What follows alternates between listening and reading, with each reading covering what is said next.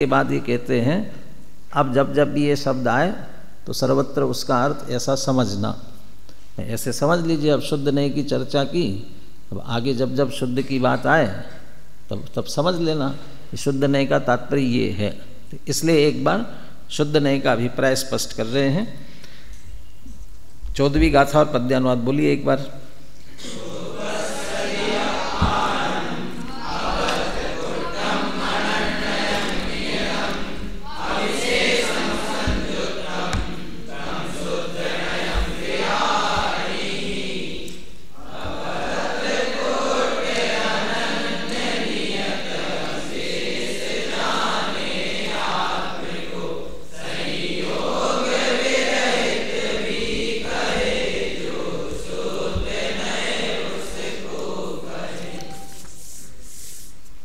जो आत्मा को अबद्ध स्पृष्ट, अनन्य, नियत, अविशेष और असंयुक्त, पश्सदी, इसकी व्याख्या अपन ने विस्तार से कर ली थी। पश्सदी माने देखता है, देखता है माने जानता है, और हिंदी अर्थ करते समय किया देखता जानता दोनों लिए, देखता है जानता है। जो शुद्ध नहीं की बात है इसलिए जानने के अर्थ में ही लेना उसे, क्योंकि नए श्रुत ज्ञान का विषय होता है, इसलिए जानने के अर्थ में लेना है। बातें नहीं भैया। कितने विशेषण आए? 5 विशेषण आए। अबद्ध स्पृष्ट, अनन्य, नियत, अविशेष और असंयुक्त। अमृतचंद्राचार्य की शैली वे दृष्टांत सहित बात करते हैं, तो 5 विशेषणों को दृष्टांत सहित स्पष्ट कर रहे हैं, जिसमें से 3 विशेषणों की चर्चा हो गई, कक्षा में अपनी हो चुकी। अबद्ध स्पृष्ट, अनन्य और नियत। इस बार आपका बहुत अच्छा सौभाग्य है कि आपका जो प्रकरण आता है उसी से संबंधित चर्चा आपको तत्काल सुनने के लिए मिल जाती है। कभी नए चक्र की कक्षा में, कभी जी जागरण में, कभी और किसी प्रवचन में। कौन से विषय के लिए कह रहे हैं? जो नियत विशेषण की चर्चा थी, और आत्मा व्यवहार से क्या बहिर्दृष्टि से देखा जाए, वृद्धि हानि रूप अवस्था से अनुभव किया जाए तो उसमें वृद्धि हानि होती है। तो वृद्धि हानि हो रही है तो वो अनियतपना, वो भूतार्थ है। वह वृद्धि हानि कैसे हो रही, किसके कारण से हो रही है? अगुरु लघुत्व गुण से द्रव्य गुण पर्याय तीनों में जो बराबर षट गुणी हानि वृद्धि हो रही है, द्रव्य गुण पर्याय तीनों में नहीं, किसमें? पर्याय में हो रही है। तो जिस गुण की वह पर्याय है इसी को कहा जाएगा उस गुण में हो रही है। और चूंकि गुणात्मक समग्र द्रव्य है इसलिए कहा जाएगा कि द्रव्य में। तो सामान्य अपेक्षा ये कहा जाता है अगुरु लघुत्व गुण के कारण से सभी द्रव्यों में प्रति समय षटगुणी हानि वृद्धि हो रही है। प्रत्येक द्रव्य में ये षटगुणी हानि वृद्धि है ना। अब ये बात भी वहाँ स्पष्ट रूप से चर्चा में आई थी कि ये तो केवल ज्ञान गम्य है, और आगम के अनुसार हम क्षोभम ज्ञान से उसे जैसा आगम में लिखा है वह वैसा ही जान सकते हैं, वह ऐसा होता है। ये अविभागी प्रतिच्छेदों में ये 6 प्रकार से वृद्धि और 6 प्रकार से हानि, ये वृद्धि हानि होती रहती है। और ये वृद्धि हानि होते हुए भी न द्रव्य का, न गुण का, न उस पर्याय का कोई घटाबड़ी उसमें नहीं होती है, कोई पर होती है और उसका प्रभाव उस पर कुछ भी नहीं पड़ता। तो प्रभाव नहीं पड़ रहा है फिर हो रही है, तो उसका तात्पर्य क्या है? अब सहज स्वभाव है। इसलिए एक चर्चा ये भी आई थी, कौन से कर्म के उदय से होती है द्रव्य में होने वाली ये षटगुणी हानि वृद्धि? कौन से कर्म के कारण से होती है? कौन से कर्म से? हाँ, तो किसी कर्म से नहीं है, किसी कर्म के कारण से नहीं। जब कोई कार्य किसी कर्म के कारण से नहीं होता तो उसे पारिणामिक कहा जाता है। तो ये षड्गुणी हानि वृद्धि एक तरह से पारिणामिक है, सहज परिणाम रूप, और इसी कारण से सिद्ध भगवान में भी हो रही है। वो षड्गुणी हानि वृद्धि सिद्ध भगवान में भी होती रहती है। अब सिद्ध भगवान में हो रही तो क्या घट रहा है, क्या बढ़ रहा है, ये कुछ नहीं, लेकिन सहज स्वभाव है। ये सहज स्वभाव के कारण से सहज हो रहा है, इसलिए उसे पारिणामिक भाव कहा। अभी सुबह की चर्चा में आया कि नहीं ध्यान नहीं है, लेकिन अनुशीलन जिनने आगे पढ़ा हो उनको ध्यान होगा। इस पर से प्रश्न खड़ा किया, जब वह पारिणामिक भाव रूप है, और पारिणामिक भाव तो दृष्टि के विषय में शामिल है, तो फिर ये षड्गुणी हानि वृद्धि इसको दृष्टि के विषय में शामिल करना कि नहीं करना? पारिणामिक भाव है तो शामिल करना कि नहीं करना? नहीं करना कहोगे तो पारिणामिक भाव है, ये प्रश्न खड़ा होता है, प्रति प्रश्न है उसके सामने। आप इसलिए पारिणामिक भाव होने से करना कहते हो तो निषेध करने वाला क्यों निषेध कर रहे हो? बस इसीलिए निषेध करते हैं क्योंकि हानि वृद्धि वो विकल्पात्मक है। यदि हानि वृद्धि का ख्याल करेंगे, घटाबड़ी का ख्याल करेंगे तो विकल्प होगा, निर्विकल्प अनुभूति नहीं हो पाएगी।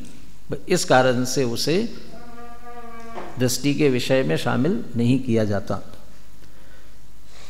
अभी दो विशेषण जो रह गए हैं इनकी चर्चा करके अनुशीलन से थोड़ा विषय पढ़ेंगे।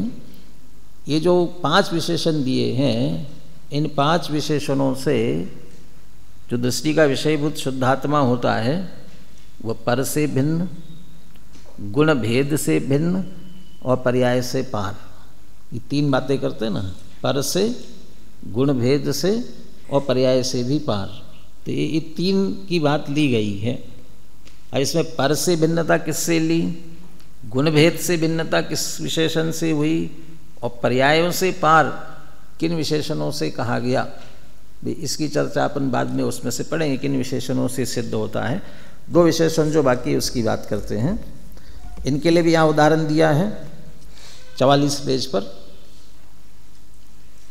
यथाच कांचनस्य स्निग्ध पीत गुरुत्वादि पर्यायेन अनुभूयमानतायां विशेषत्वं भूतार्थम अपि प्रत्यस्तमित समस्त विशेषम कांचन स्वभावम उपेत्य अनुभूयमानतायाम अभूतार्थम। स्वर्ण, और स्वर्ण को उसके जितने गुण हैं, जितनी विशेषताएं हैं, स्निग्ध कैसा होता है, वह स्निग्ध होता है। तो स्निग्ध होता है माने दूध जैसा उसमें से कुछ बहता होगा, नहीं उस, हाँ अब अंग्रेजी में कहे तो स्मूथ है वह, उबड़ खाबड़ नहीं है, बस वो उबड़ खाबड़पना उसका नहीं है, भाई यही उसकी स्निग्धता है। ये एक उसकी वो इस तरह की कोमलता उसमें है, वो स्निग्ध गुण। एक तरह से ये समझ लीजिए स्पर्श की ओर से बात की गई, स्निग्धपने की बात की। और पीतपना ये तो प्रसिद्ध है, उसका वर्ण पीत वर्ण होता है, विशेष प्रकार का पीत वर्ण, पीतल जैसा नहीं और किसी जैसा नहीं, ऐसा एक विशेष प्रकार का पीत वर्ण अपना स्वर्ण का, वो पीतपना। और गुरुत्व, गुरुत्व माने वो थोड़ा वजन में भारी होता है। ये जो इत्यादि पर्याय से, पर्याय शब्द कह रहे लेकिन पर्याय का अर्थ गुण भेद ही है। पर्यायेन अनुभूयमानतायां, वो गुण भेद से। अब ये पर्याय शब्द आया तो ये सौरभ के प्रवचन की बात एक और रह गई थी कहने में। वो जब पर्याय इनकी 3 अर्थ किए थे ना, पर्याय से, भेद से और क्रम से, ये 3 किए। पर्यायार्थिक नए में, पर्यायपने में, माने वो नएपना कब भूतार्थ है, नए कब भूतार्थ है, जब द्रव्य पर्याय इन दोनों को भेद से, पर्याय से, अक्रम से यदि किया जाए तो नए से सार्थक है। और यदि ये गौण कर दिए जाएं तो फिर नएपना नहीं बनता वहाँ पर। तो उसमें भेद की बात करते समय लिया था कि जो सामान्य, नित्य, अभेद, एक, ये भेद कहाँ हुए, ये तो अभेद हो गए। तो वो सामान्य विशेष, बल्कि सामान्य के सामने विशेष, अभेद खंड अखंड के सामने खंड खंडपना, नित्य के सामने अनित्यपना, एक के सामने अनेकपना, वो जो है सामने वाला। इधर वाले तो अभेद हैं और सामने वाली जो थे वो भेद थे। लेकिन यहाँ दोनों प्रकार से भी भेद करना, एक सामान्य विशेषपने से भेद करे तो नहीं खड़ा होगा। यदि नित्य अनित्य ऐसा भेद करेंगे, एक अनेक ऐसा भेद करेंगे तो नहीं खड़ा हो गया। एक है वो द्रव्यार्थिक का विषय है, अनेक है वो पर्यायार्थिक का विषय है। ये इस तरह से भेद से, क्रम से, ये द्रव्य है कि पर्याय है, द्रव्य भी है पर्याय भी है, तो द्रव्य भी पर्याय भी, तो एक क्रम यदि डाला तो नहीं खड़ा होगा। और युगपत लेते हो तो दोनों का एक साथ ग्रहण करना फिर प्रमाण में चला जाता है, इसलिए क्रम से लिया। तो वो भेद में दोनों बातें लेते हैं। यहाँ जो पर्याय शब्द का प्रयोग है वो किसके लिए है? यहाँ पर्याय शब्द का अर्थ है गुण के लिए, गुणों से। तो उसके जो स्निग्ध पीतत्वादि गुण है सोने के, किसी भी द्रव्य के जो कोई गुण है, यदि उन गुणों की ओर से विचार किया जाए तो वे सारे गुण उसमें हैं। अब यदि गुण है तो सारी वो विशेषताएं उसकी है, तो सारी विशेषताएं सत्यार्थ है, भूतार्थ है, यथार्थ है, इसमें कोई दो राय नहीं है। अब दृष्टिकोण बदलो कि जब अकेले स्वभाव उस स्वर्ण सोना कैसा है, पहले सोना पूरे सोने को यदि ग्रहण करते हैं, भेद मत करो, वो भेद करते ही एक एक विशेषता खड़ी हो जाएगी, तो वो विशेषता नहीं करनी ना। तो समग्र वस्तु कांचन स्वभावम उपेत, अकेले पूरा स्वर्ण, तो पूरा स्वर्ण यदि मुख्य दृष्टि में लेते हो तो सारे उसके अंतर्गत आ गए और दिखेंगे नहीं, दृष्टि में नहीं आएंगे, इसलिए वह सब पीतत्व आदि अभूतार्थ हो जाएंगे। कौवा कैसा होता है? कौवा कैसा होता है? कैसा होता है? हाँ, हमें उत्तर यही आएगा कि काला होता है। नींबू कैसा होता है? हाँ, हाँ? अरे खट्टा होता है भाई। हाँ? बर्फ कैसी होती है? हाँ, ठंडी होती है। आपको किसने पूछा था बर्फ का मैंने स्पर्श कैसा है, नींबू का स्वाद कैसा है, कौवे का वर्ण, ये किसने पूछा था? लेकिन हम एक को मुख्य करते हैं, एक को मुख्य करते हैं और बाकी सब गौण हो जाते हैं उसमें। तो क्या बर्फ ठंडी है तो जो उसका सफ़ेद जैसा वर्ण है वो वर्ण उसमें नहीं है क्या? वो कठोर है, वो कठोरपना उसमें नहीं है क्या? ये है सभी, लेकिन वो सारी बातें गौण हुई। लेकिन जब हम कहेंगे अकेले ठंडी होती है, और भी विशेषताएं हैं, तो वो अकेला बर्फ कहते ही वो बर्फ पना लिया तो उसमें ये सारी बातें गौण हो गई। और वो उसका स्पर्श कैसा है, अब मुख्य हो गए, अब वो भेद खड़े हो गए। तो ठंडी होती है कि नहीं होती है? इसलिए आत्मा के संदर्भ में जब बात करते हुए ये चलो सिद्धांत पर ही घटित करते हैं उसे आगे, तो जब द्रव्य को मुख्य करेंगे वे सब उसमें गौण हो जाते हैं, इसलिए इसी को कहते हैं अभूतार्थ। दे सिद्धांत पर देखिए, तथा आत्मनो ज्ञान दर्शनादि पर्यायेन अनुभूयमानतायाम विशेषत्वम भूतार्थम। जब हम ज्ञान दर्शन आदि गुण भेदों से उसका विचार करेंगे तो ये सारी विशेषताएं उसमें है, तो इसलिए भूतार्थ है। आत्मा में ज्ञान है कि नहीं है, दर्शन है कि नहीं है, चारित्र है कि नहीं है, तो वो उत्तर तो है ही आएगा ना तो आ नहीं सकता है। तो आत्मा में ज्ञान है? प्रश्न कर रहा हूँ आपसे, आत्मा में ज्ञान है? क्या कहोगे आप? है। अच्छा, ज्ञानी है, दर्शन नहीं है, चारित्र नहीं है, सुख नहीं है, तो आप बोले है ना? तो मैं तो पूछा था ज्ञान है, तो आपको ये कहना चाहिए था नहीं अकेला ज्ञान नहीं, दर्शन भी चारित्र भी है। लेकिन जब ये ज्ञान दर्शन ऐसा भेद करते दूसरे छूटते हैं, तो आत्मा परिपूर्ण ध्यान में लेते हैं, इसलिए दूसरा क्या लेते हैं? आत्म स्वभावम उपेत्य अनुभूयमानतायाम। यहाँ जो औष्ण शब्द आया ना, दिख रहा है आगे, अनुभूय के बाद, ये गलत कहीं से छपा वो नीचे वाला है किसी में से, वो उष्णता वाली बात नीचे वाले उदाहरण में है, इधर उधर हो गया कहीं वो। तो ये अनुभूयमानतायाम, जब आत्म स्वभाव के समीप जाकर आत्मा इतना मात्र ख्याल में लिया जाए तो ज्ञान वाला, दर्शन वाला, चारित्र वाला वो इतना नहीं आएगा। ये परिपूर्ण आत्मा, और जब परिपूर्ण आत्मा ख्याल में लिया जाएगा तब ज्ञान, दर्शन, चारित्र आदि सब गौण हो जाएंगे उसमें, तो उसी को कहेंगे अभूतार्थ। तब ज्ञान, दर्शन, चारित्र आदि वे सब अभूतार्थ है। अरे ये किसी, भले ही हम अपने प्रयोजन के कारण से जिन जिन वस्तुओं को भी हम याद करते हैं इस रूप में, शक्कर मीठी है, नमक खारा है, मिर्ची तीखी है, ये स्वाद की दृष्टि से लिया, अग्नि उष्ण है, ये स्पर्श की अपेक्षा से लिया, वो जिन उनमें से जिस गुण से हमारा प्रयोजन है उसी से हम पूरी वस्तु को हम उसी रूप से कह रहे हैं। लेकिन क्या अकेली उतनी ही है क्या वस्तु? वो गुण मात्र उतनी ही है क्या? उसके अलावा परिपूर्ण वस्तु है ना। उसमें यदि रस की बात कर रहे हैं, उसके अलावा भी उसमें गंध भी है, वर्ण भी है, स्पर्श भी है उसका रस के साथ साथ, वो सब हम ध्यान नहीं दे रहे।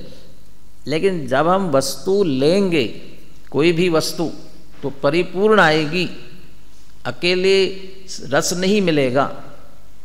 बाजार से आम लेकर के आते हैं, किसके लिए? रस के लिए, आम रस के लिए। तो रस के लिए लाते ना, तो आपको क्या अपेक्षित है? रस चाहिए अकेला, तो आप रस लेकर के आओ। फल वाले के पास जाना, हमें क्या चाहिए? अकेला रस चाहिए, तो दे देगा। हाँ दे देगा ना। जूस वाले के पास चले जाओ, वो रस दे देगा, बराबर है ना। अच्छा, वो भी जो रस ला रहे हो उसके साथ में गंध है कि नहीं है, वर्ण है कि नहीं है, है ना। वो जैसे वो निकाल करके रखा हो जूस वाले के पास में, अब वो कहे ये बहुत बढ़िया, वो कौन कौन से अलग अलग आम आते हैं ना, सबसे बढ़िया कौन सा होता है? हापुस आम है, दशहरी है, एक लंगड़ा भी होता है, शायद उसका पैर टूटा हुआ होगा। लेकिन वो भी आप खास करके ये बम्बई में बहुत चलता है ना हापुस आम, वो रस निकाल करके रखा हुआ हो तो आप कौन से आम का है पहचान सकते हो ना। उससे सुगंध से पहचान सकते हो, वो भेद वाला भी पहचान सकते हो, सुगंध से भेद से भी आप पहचान सकते हो। तो क्योंकि उसके साथ उसकी अपनी विशेष प्रकार की गंध है उसके साथ साथ में। अब वर्ण तो दिख ही रहा है, पीला वर्ण उसका साथ में दिख रहा है। और स्पर्श में अब आपको बिल्कुल ठंडा, वो तो उसका ठंडापना अपना नहीं है, बर्फ डाल करके ठंडा किया हुआ होगा, लेकिन उसका अपना भी स्पर्श है। तो ये अकेला मीठापना रस आपको नहीं मिलेगा। स्पर्श, रस, गंध, वर्ण ये सभी उसके साथ रहेंगे। वास्तव में तो आम कहने पर, जब हम आम कहते हैं, भले ही हमारी प्रयोजन की दृष्टि से हमें मीठा ऐसा ध्यान में भले ही आता हो, लेकिन आम कहने में स्पर्श, रस, गंध, वर्ण ये सब उसके अंतर्गत होते हैं और वे सब गौण हो जाते हैं। और मीठा आदि कोई विशेष बात करेंगे तो भेद, गुण भेद भी उसमें से भूतार्थ होते हैं। ऐसे आत्मा की भी ज्ञान, दर्शन, चारित्र भेद की तरफ से बात करेंगे तो हाँ उसमें ज्ञान, दर्शन, चारित्र आदि हैं। सात्विक आशा में बहुत चर्चा आ चुकी है। भेदों से बात करेंगे तो उसमें है, लेकिन अकेले आत्मा कहेंगे तो उसमें ये कुछ भी नहीं है। ये कौन सा चौथा विशेषण था?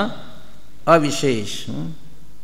अब अविशेष शब्द का प्रयोग किया, लेकिन इसमें विशेष और अविशेष। तो विशेष माने भेद, विशेष माने ही भेद। तो ज्ञान, दर्शन, चारित्र आदि भेद करना, भेद सहित कहना वह सविशेषपना। यदि भेद से देखेंगे तो सविशेष, इन सारी विशेषताओं से सहित है। और अभेद से देखेंगे तो क्या होगा? अभेद से देखेंगे तो, अभेद से देखेंगे तो अविशेष है। तो अविशेष है का मतलब कोई विशेषता नहीं है, फिर तो और बिल्कुल अविशेष हो गया। अविशेष हो गया का मतलब क्या हो गया कि बिल्कुल एक स्पेशल था और फिर क्या हो गया, स्पेशल के विरुद्ध क्या आएगा, कॉमन हो गया, नॉर्मल हो गया। और विशेष है तो थोड़ा सा उपयोगी होता है, और फिर जब विशेष नहीं रहा तो फिर क्या हो गया, बेकार हो गया, बिना काम के हो गया। अरे ये तब तो वास्तव में तो सार्थक हो गया, अविशेष पने में सार्थक हो गया। विशेष जब भेद किए गए थे तब वो सार्थक नहीं था। घड़ी देखते हो आप, घड़ी देखने में विशेष सार्थक है कि अविशेष सार्थक है? विशेष सार्थक है कि अविशेषपना? अब क्या है उसमें विशेष अविशेष क्या है? अविशेष विशेष अविशेष ये है कि वो कौन सी कंपनी की घड़ी है, कौन सी है बढ़िया से बढ़िया, अब याद कर लेना जो जिसको अच्छी लगती हो, वो है तो विशेष। और कोई लोकल कंपनी की हो तो वो फिर अविशेष। वो ऐसा नहीं, उसमें तीन सुइयाँ होती है ना, तो 3 सुइयों में ये छोटी है, ये बड़ी है, ये और उससे बड़ी है, ये 3 विशेष करना, ये विशेष ठीक है। अब ये विशेष ठीक है ना, अविशेष ही करते रहना चाहिए ना। अब ये विशेष यदि करते रहेंगे, अब आप देखो, लेकिन जब तक अकेले विशेष को देखते रहोगे, अभी कितने बज रहे हैं, 7:30 बजे समझ लीजिए, 7:30 बज करके अब सेकंड भी लगाना पड़ेगा ना, 3 सुई कर रहे हैं, 7:25 और 30 सेकंड हो गए समझ लीजिए। तो 7:25 30 सेकंड करना है तो क्या होगा, बड़ी सुई कहाँ है सबसे, क्योंकि 30 सेकंड कर रहे हो तो 6 पर होना चाहिए। 25 मिनट कर रहे हो, 7:25 तो उससे बीच वाली सुई कहाँ होना चाहिए, 5 पर होना चाहिए। और कितने 7 बज रहे हैं ना, 7 से आगे बढ़ गए, तो वह सबसे छोटी सुई 7 और 8 के बीच में होना चाहिए। ये आप बच्चों को सिखाओ, अब बच्चों को सिखाए, बच्चों से पूछो कहाँ है तो बता देंगे, तो आप बताओ कितने बजे, वो क्या कहेगा, क्या बजे, इससे क्या बज गए, वो कह रहे हमारे तो कुछ नहीं बजे, क्योंकि वो तीनों को अलग अलग देख रहा है ना। जो तीनों को इस तरह अलग अलग देखेगा उसे वह समय ख्याल में नहीं आएगा। हमें तो अभ्यस्त हो गया, हमें बहुत जल्दी से अभ्यस्त हो गया, देखते ही समय हम बता देते हैं, ये हमें अभ्यस्त हो गया। वो भेद को देख करके उनको तत्काल अभेद कर देना, तो वे भेद उसको हम गौण कर देते हैं। यदि वो भेदों को ही मुख्य रखोगे तो आपको समय ख्याल में नहीं आएगा, तो भेद आपकी दृष्टि में तत्काल गौण हो जाते हैं, तो वो समय पूरी तरह से स्पष्ट आपके ख्याल में आता है। वैसे ही समझ लीजिए, समय माने शुद्ध आत्मा भी है ना, समय रूप आत्मा द्रव्य, वो द्रव्य भी ज्ञान दर्शन या उसके गुण भेद, एक एक गुण भेदों को ही मुख्य रखोगे तो वो गुणों भेदों को ही मुख्य रखोगे, वो भेद ख्याल में आएगा। स्पर्श रस गंध वर्ण, तो स्पर्श ख्याल में आएगा, रस ख्याल में आएगा। ये पुद्गल क्या है, स्पर्श रस गंध वर्ण बनता पुद्गला। जब तक वो सभी इन गुणों से युक्त वो एक जड़ द्रव्य, वो द्रव्यपना, जब ये सारे अभूतार्थ होंगे तो द्रव्यपना ख्याल में आएगा। जीव, ये कौन जीव कि जानता देखता है, अकेला जानता देखता है, ये सुख दुख का अनुभव करता है। अच्छा, सुख दुख का अनुभव करता है तो उसकी सत्ता है कि नहीं है, वो जानने देखने रूप परिणमित होता है कि नहीं होता है, वो जानने देखने रूप परिणमित होता हुआ जानने में आता है कि नहीं आता है, उसका आकार प्रकार है कि नहीं है। तो ये सारी विशेषताएं उसके साथ में है। वो जीव कहने में उसका अस्तित्व वस्तुत्व द्रव्य ये सब आ गया उसमें, और साथ में ज्ञान दर्शन चारित्र आदि सभी आ गए। ये कहाँ है, आपने तो अकेला जीव कहा, तो वो सब उसमें अभूतार्थ हो गए, क्योंकि हमने उस पूरे एक जीव द्रव्य स्वभाव को मुख्य किया। तो ये इसलिए आत्म स्वभाव को मुख्य करते हैं तो ये सारी विशेषताएं गौण हो जाती हैं, तो वह अविशेष, वह परिपूर्ण। अविशेष परिपूर्ण है, विशेष वो भेद वाला है, इसलिए वह अभूतार्थ है। उसे तो अभूतार्थ करना है विशेष पने को, विशेष बने रहना अच्छा नहीं है। सामान्य और विशेष, विशेष अच्छा है कि सामान्य अच्छा है? कौन अच्छा है? ये द्रव्य में भी जितना विशेष जब तक खड़े करते रहोगे तब तक पर्याय है। अपजय मूढ़ा पर समया, अब वो उन सब का एक सामान्यपना, अभेदपना, उसका लक्ष्य करेंगे तो निर्विकल्प अनुभूति हो सकेगी। इसलिए विशेष खड़ा नहीं रखना है, अविशेष होना चाहिए। केवल ज्ञान असहाय है, असहाय है केवल ज्ञान, तो असहाय है केवल ज्ञान। अनाथ अच्छा होता है कि सनाथ अच्छा होता है? कौन अच्छा होता है? अनाथ अच्छा कि सनाथ अच्छा? कौन अच्छा होता है बताओ? अब कल तो पढ़ लिए ना तुमने समाज दादा से, अब अनाथ का अर्थ क्या करना? जिसका कोई नाथ नहीं है ऐसा अर्थ करना कि जिसे किसी नाथ की जरूरत नहीं है, नहीं, जिसका कोई दूसरा नाथ नहीं है, वो अनाथ, उससे बड़ा कोई नहीं है ना। तो इसका मतलब वो सबका जो अनाथ होता है वो सबका नाथ होता है, वो उसके ऊपर और कोई नहीं है ना। जब उसके लिए तो अनाथ है, उसका और कोई नाथ नहीं, उसके नीचे जिसके कोई दूसरे नाथ बनते जाएं तो सब उसके अंडर में हुए। जिसका और कोई उसके ऊपर स्वामी नहीं, उससे और कोई बड़ा नहीं है, तो सबसे बड़ा हो गया ना। तो अनाथ तो सबसे बड़ा हो गया। ऐसे विशेष अविशेष, हमें अविशेष में क्या लगता है? अविशेष माने क्या हो गया? ये कुछ नहीं, तो सामान्य हो गया। सामान्य तो हुआ, लेकिन विशेष, सारे विशेष जिसके अंतर्गत आ गए उसका नाम अविशेष। एक विशेषता खड़ी करते ही वो बाकी सब उसमें गौण हो गए, इसलिए वो सारी बातें उसमें से चली गई। बहुत बढ़िया बढ़िया किसी की विशेषताएं होवे, जैसे बहुत से विद्वान थोड़ा बहुत अच्छा गला होता है तो गा भी लेते हैं, और कोई ये वो बहुत अच्छे माने विद्वान है, चिंतन बहुत अच्छा है, लेखन भी बहुत अच्छा, बहुत सारी बातें हैं, और हम मात्र ये कहे ये बहुत बढ़िया गायक हैं, ये बहुत अच्छे गायक हैं, बहुत अच्छे, इतना बढ़िया गाते हैं कि सब मंत्र मुग्ध हो जाते हैं, तो उनकी प्रशंसा है। निंदा तो क्या कहे, क्योंकि अच्छी बात कर रहे हैं तो निंदा तो कैसे कहते हो, लेकिन वो प्रशंसा है क्या उनकी? अच्छा, पूरा परिचय है क्या? प्रशंसा या निंदा छोड़ो, पूरा परिचय है क्या? परिचय नहीं, बल्कि कोई उसी बात को लेकर के मुख्य कर रहा हो तो वो कहेंगे तुमने इनका बहुमान माने मान बढ़ाया नहीं है, तो बल्कि मान घटाया है। ये गायक बने में क्या उसमें है, बल्कि विद्वत्ता की तरफ से बात करते, बहुत बड़े विद्वान है और वो विद्वत्ता के साथ साथ और बातें भी करते तो अलग बात होती, लेकिन ये इस तरह एक विशेषता को करना वो द्रव्य को खंडित करने जैसा है, उससे उसकी क्वालिटी नहीं होती है, पूरी वस्तु की क्वालिटी नहीं होती, तो विशेष होता है। इसलिए अविशेष कह रहे, विशेष को गौण करो और परिपूर्ण द्रव्य, और द्रव्य स्वभाव को मुख्य करते हैं तो सारी विशेषताएं अभूतार्थ हो जाती है, तो इसलिए वो अविशेष है। चलिए अंतिम विशेषण, कौन सा अंतिम विशेषण है? असंयुक्त।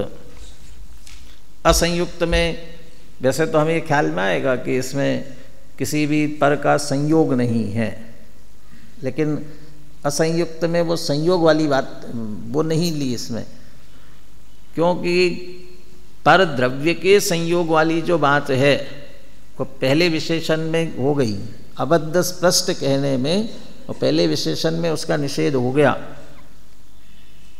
कर्ताकर्म अधिकार के प्रारंभ में 3 प्रकार के संबंधों की बात की, तादात्म्य सिद्ध संबंध, संयोग सिद्ध संबंध और एक क्षेत्राव का संबंध। तो जो संयोग सिद्ध संबंध किन के बीच में लिया?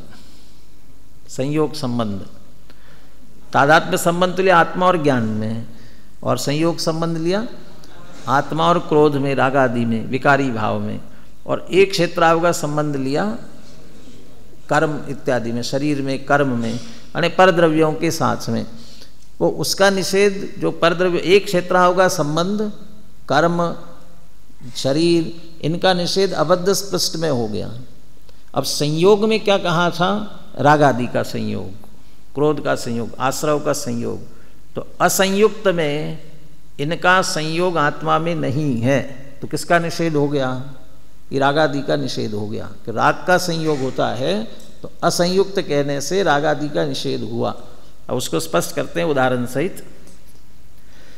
यथाच आपाम सप्तार्ची प्रत्यय उष्ण समाहितत्व पर्यायेन अनुभूयमानतायाम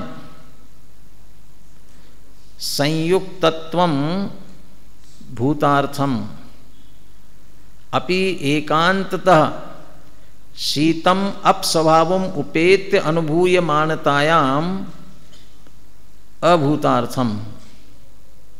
ये औष्ण शब्द ये ऊपर जो चला गया था नहीं, कहीं नीचे जुड़ता है क्या? चलिए बाद में देखना उसे। यथाच आपाम, ये आपाम क्या है? चापाम है क्या? आपाम है। हाँ, च है उसमें पहले, और आपाम माने अप माने जल, है ना? पानी क्या हो गया? सप्तार्ची प्रत्यय। ये अपनी संस्कृत की शब्दावली भी बढ़ जाती है आपकी। सप्तार्ची कौन है? ये अग्नि के लिए कह रहे हैं। सप्तार्ची प्रत्यय, तो प्रत्यय माने कारण निमित्त, तो सप्तार्ची माने अग्नि, और अग्नि के निमित्त से तो उष्ण समाहितत्व पर्यायण, तो गर्म हो गया।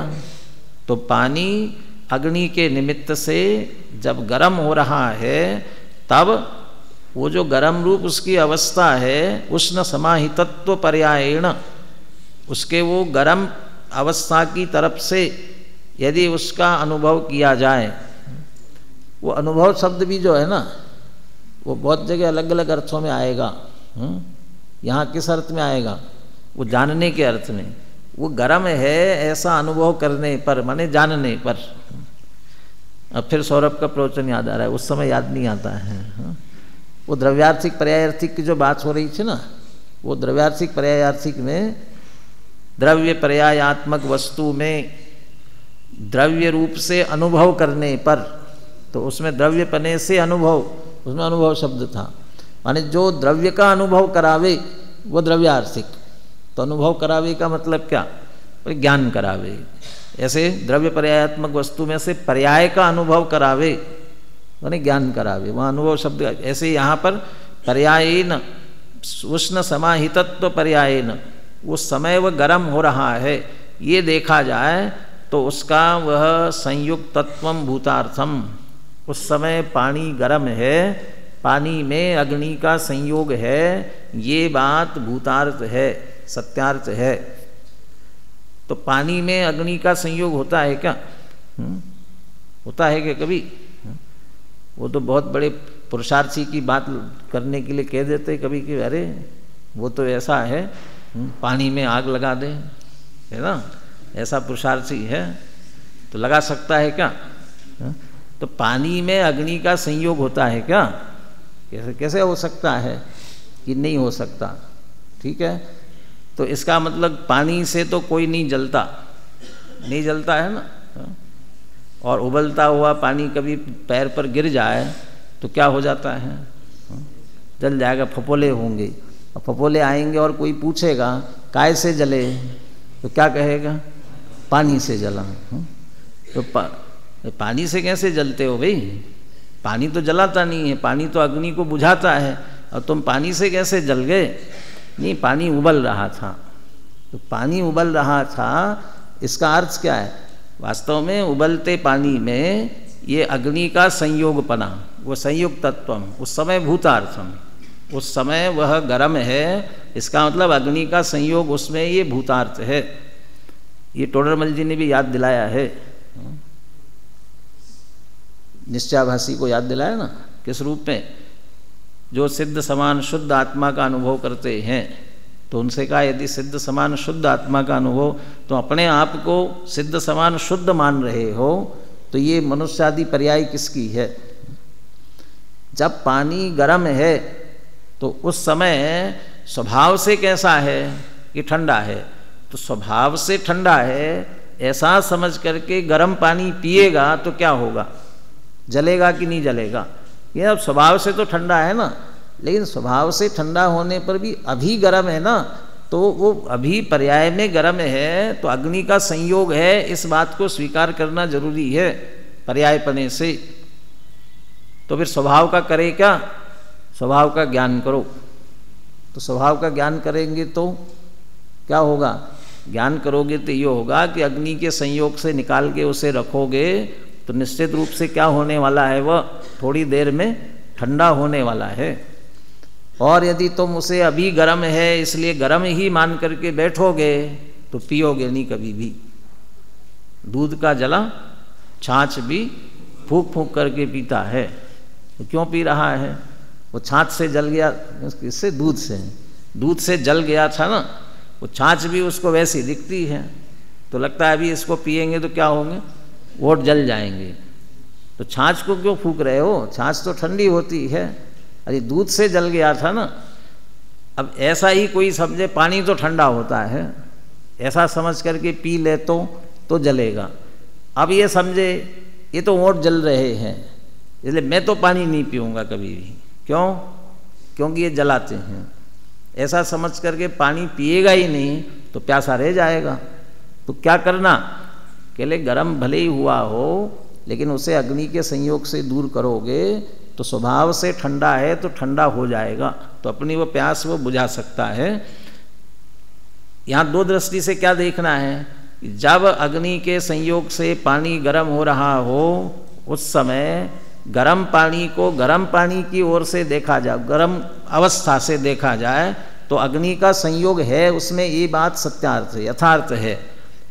अपि ऐसा होने पर भी एकांततः शीतम अपस्वभावम उपेत्य अनुभूय मानताया, लेकिन पानी का स्वभाव कैसा है? शीतलता। उस स्वभाव को मुख्य करो दृष्टि में, तो स्वभाव को मुख्य करते हैं, तो स्वभाव मुख्य करने पर अनुभूय मानतायाम अभूतार्थम। क्या अभूतार्थ है इसमें? वो उष्णता ही संयोग तत्व, अग्नि का संयोग हुआ है, ये अभूतार्थ है। उस समय भी पानी कैसा है कि ठंडा है। कर्ताक्रम अधिकार में भी एक कलश आया ना, ऐसे कर्ताक्रम अधिकार वाला दूसरा है ना, इसमें तो आएगा आगे दूसरे छंद में। क्या था?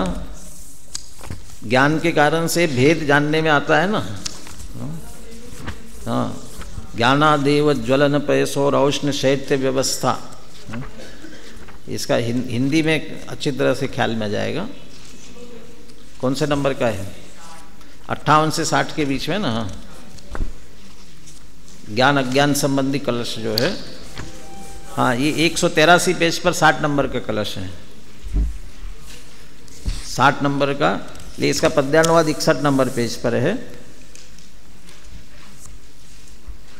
बोलिए एक बार छंद बोलिए ये।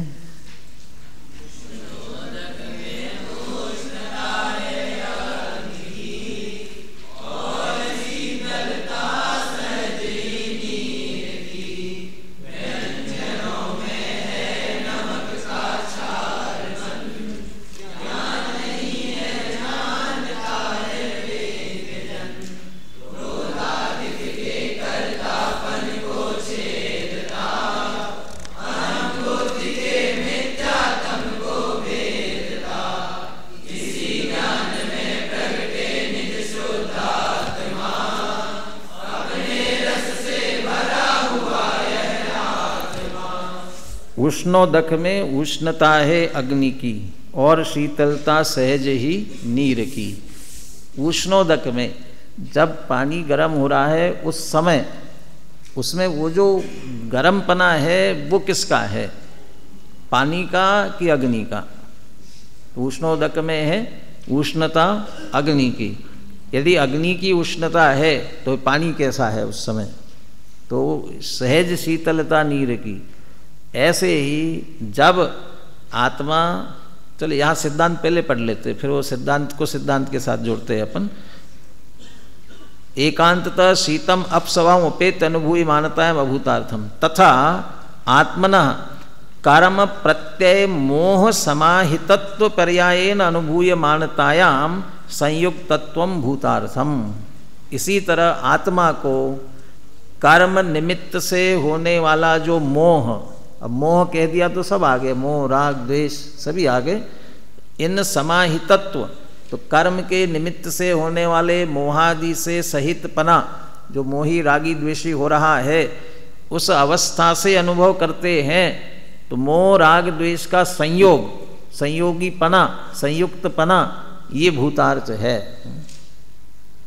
क्रोधोपयोगी क्रोध है, मानोपयोगी मान, लोभोपयोगी लोभ है, और ऐसा सभी के साथ लिया ना, ये उस समय वो उस रूप में है, तो उसका उस रूप परिणमन, संयुक्तपना, वो संयोग, वो भूतार्थ है, यथार्थ है। अब कहते जब वह क्रोधी हो रहा है उसी समय विचार करो, भेद विज्ञान से विचार करो। वह क्रोधादि के समय भी वह क्रोध है, वह कर्म का है, और वो ज्ञान वो आत्मा का, आत्मा ज्ञान स्वरूप ही है। अब उसको यदि ज्ञान को, स्वभाव को मुख्य करते हैं, स्वयं अपि एकांततः स्वयं बोधम जीव स्वभावम उपेत्य, ऐसा होने पर भी बोधम जीव स्वभावम उपेत्य, जो जीव का ज्ञान स्वभाव है, उस ज्ञान स्वभाव को मुख्य करके विचार करते हैं, तो वो क्रोधादि नहीं दिखाई देते हैं। वो तो जानन स्वरूप है। वो क्रोधी होते समय भी वो ज्ञान जो स्वरूप स्वभाव है वह जीव है, और उसे मुख्य करते हैं। तो जो संयुक्तपना है, क्रोधादि का, राग का संयोगपना है, वह भूतार्थ है। राग का संयोग हुआ ही नहीं है। पाटनी जी इसके लिए एक छोटा सा उदाहरण देते थे क्रोध से भिन्नता के संदर्भ में। हम हमेशा ये कहते हैं कि मुझे क्रोध आया, मुझे क्रोध, मुझे गुस्सा आया, ऐसा बोलते हैं ना अपन। ऐसा क्यों कहते हो भाई? इसीलिए कहते हो क्योंकि बराबर आप जानते हो मैं अलग हूँ, गुस्सा अलग है, वो अभी आया हुआ है और फिर क्या होगा, जाने वाला है। तो ये आया है और जाएगा, और मैं वैसा का वैसा रहने वाला हूँ। क्रोध नहीं था तब भी मैं था, अभी क्रोध आया उस समय भी मैं हूँ, और क्रोध चला जाएगा उसके बाद भी मैं रहने वाला हूँ। तो इसलिए क्रोध के समय भी ज्ञान, तो जीव के उस ज्ञान स्वभाव को मुख्य करते हैं। ज्ञान स्वभाव को मुख्य करते हैं तो क्रोध आदि दिखाई नहीं देते हैं। कहाँ संयोग है? इसलिए वो संयुक्तपना क्या है? अभूतार्थ है। वो विदेशी किसी वैज्ञानिक का, चिंतक का, दार्शनिक का उदाहरण देते हैं ना। एक दार्शनिक ने विचार किया कि क्रोध पर मुझे रिसर्च करना है, शोध करना है। तो रिसर्च, शोध करने का सबसे बढ़िया तरीका है कि जब क्रोध आए तो उसको देखा जाए, अच्छी तरह से परखा जाए, और देख परख करके फिर उसके बारे में लिखा जाए। तो हमेशा अपनी जेब में एक डायरी पेंसिल रखता था, जब कभी क्रोध आए तब अपन उस पर रिसर्च करेंगे, विचार करेंगे कैसा होता है, उसके बारे में तत्काल नोट करेंगे। तो हर बार जब उसे गुस्सा आता और अपनी नोटबुक निकाल करके, पेंसिल निकाल करके लिखने लगता, तो क्या होता? तो क्रोध गायब हो जाता। 2-4 बार ऐसा हुआ तो उसने क्या नोट किया फिर? जब जब मैंने क्रोध को जानने की कोशिश की, तब तब क्रोध मुझे भागता हुआ नजर आया। तो क्रोध रहा ही नहीं। तो क्यों नहीं हुआ? क्योंकि ज्ञान मुख्य किया ना। तो ज्ञान मुख्य होते ही क्रोध चला गया। इसका मतलब ज्ञान में क्रोध नहीं है। और जब तक ज्ञान मुख्य नहीं करके क्रोध से देखते हैं, ऊपर जो कहा ना, कर्म प्रत्यय मोह समाहितत्व पर्यायन अनुभूय मानता, वह संयोग से देखेंगे। तो पानी गर्म है, तो अग्नि के संयोग से ही देखोगे तो गर्म दिखेगा। तो ठंडा कभी नहीं हो सकता क्या? अग्नि के संयोग से दूर करो, कि संयोग से दूर करने पर ठंडा होगा क्यों होगा? क्योंकि स्वभाव उसका ठंडा है, इसलिए स्वभाव से देखते हैं तो ठंडापना है। ऐसे जीव को भी ज्ञान स्वभाव से देखते हैं तो उसमें क्रोधादि नहीं मिलते हैं, इसलिए क्रोधादि से वह कैसा है? असंयुक्त है। इस तरह से ये दोनों दृष्टियों से देखने की इसमें बात की।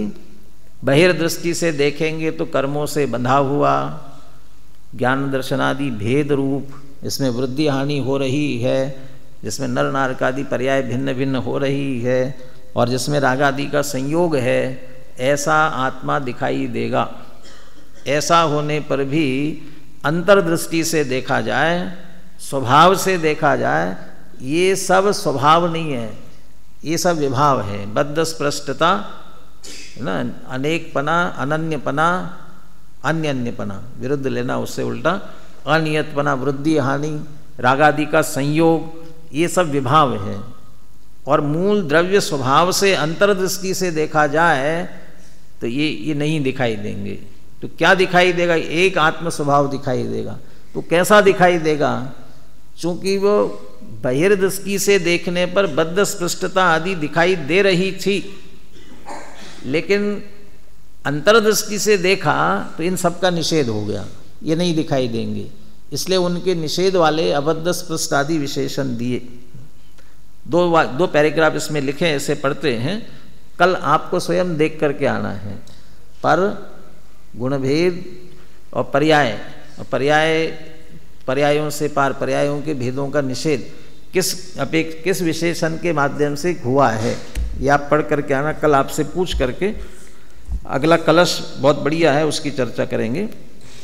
ध्यान रहे कि ये बद्ध स्पृष्टादि भाव और अबद्ध स्पृष्टादि भाव एक ही आत्मा में, एक ही काल में, विभिन्न अपेक्षाओं से एक ही साथ घटित होते हैं, रहते हैं। ऐसा नहीं समझ लेना संसारी जीव तो बद्ध स्पृष्ट है और मुक्त जीव कैसा है? अबद्ध स्पृष्ट है। ऐसा नहीं, संसारी जीव में ही दोनों विशेषताएं एक साथ, पर्यायार्थिक नय से बद्ध स्पृष्ट है और द्रव्यार्थिक नय से या शुद्ध नय से अबद्ध स्पृष्ट, एक साथ एक ही आत्मा में घटित होते हैं। यह एक ही आत्मा की बात है, भिन्न भिन्न अनेक आत्माओं की नहीं। जो आत्मा जिस समय अशुद्ध नय से बद्ध स्पृष्टादि भावों से सहित होता है, अशुद्ध नय कह करके सारे नय लगा दिए, थोड़ा सा नय की दृष्टि से भी विचार करके आना। बद्ध स्पृष्टत्व कौन से नय का विषय है? विशेष कौन से नय का विषय है? अनियतपना कौन से नय का विषय है? संयुक्त, ये विरुद्ध बातें लेना है। बद्ध स्पृष्टत्व, अबद्ध स्पृष्ट जो मूल शुद्ध नय के विशेषण दिए, उनसे विरुद्ध जो 5 भाव है वे यहाँ तो कह दिए अशुद्ध नय का विषय, लेकिन अशुद्ध नय में कौन से नय का? क्यों अशुद्ध नय कितने होते हैं? कितने अशुद्ध नय होते हैं? जो बने व्यवहार के 4 भेद और निश्चय के 4 में से 3 भेद, वो सब के सब अशुद्ध हो सकते हैं परम शुद्ध निश्चय नहीं की अपेक्षा। तो उस अपेक्षा से उनमें से किसका है? बद्ध स्पृष्टादि भावों से सहित होता है, वही आत्मा उसी समय शुद्ध नय से बद्ध स्पृष्टादि भावों से रहित भी होता है। इसमें कोई क्या करे? मैंने कहा ये दोनों ऐसे उल्टे सुल्टे कैसे हो सकते? तो क्या करे? क्यों? वस्तु स्वरूप ही ऐसा है, एक साथ दोनों स्थितियां वस्तु में पाई जाती है। 6वीं 7वीं गाथा में दृष्टि के विषयभूत जिस शुद्धात्मा का प्रतिपादन किया गया था, उसे ही यहाँ अबद्ध स्पृष्ट, अनन्य, नियत, अविशेष और असंयुक्त विशेषणों से समझाया गया है। ऐसा शुद्ध नय का विषयभूत शुद्ध आत्मा हमारी आत्मा, हमारे अनुभव का विषय बने, इसी मंगल भावना के साथ।